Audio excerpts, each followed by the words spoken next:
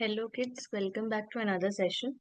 In today's session, we are going to do questions based on plus 3's formula. Okay, so where are we going to apply this formula of plus 3, that is plus 5 minus 2?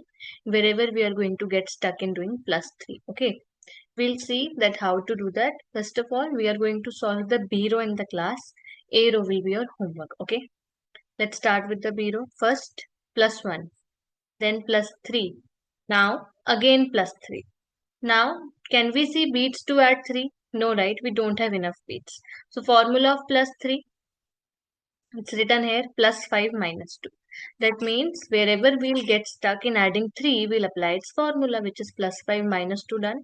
Now, plus 2. My answer is 9. Let us write 9. Next question. 2 added 2. Again 2, okay.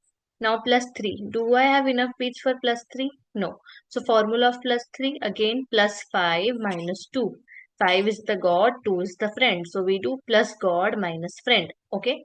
Plus 3 done, now plus 1. My answer is 8.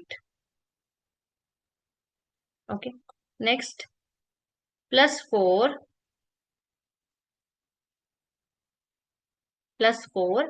plus 3. Do I have enough beads for 3? No. So formula of 3 plus 5 minus 2 and minus 2 again, then minus 5. My answer is 0. My answer is 0. Next,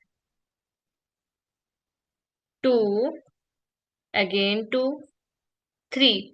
Do I have enough beads for 3? No. So formula of 3 plus 5 minus 2. Then again minus 2. My answer is 5. Okay. Wherever I am getting stuck in doing plus 3, I am just applying 3's formula, that is plus 5 minus 2. Next question.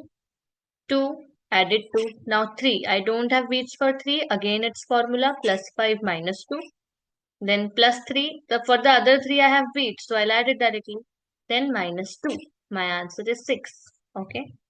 So the remaining questions, guys, okay, the A part, that will be your homework. Okay, you can drop the answers in the comments. I'll get back to you, or if you have any doubt, do let me know in the comments. Okay, I'll see you in the next class now. Bye bye.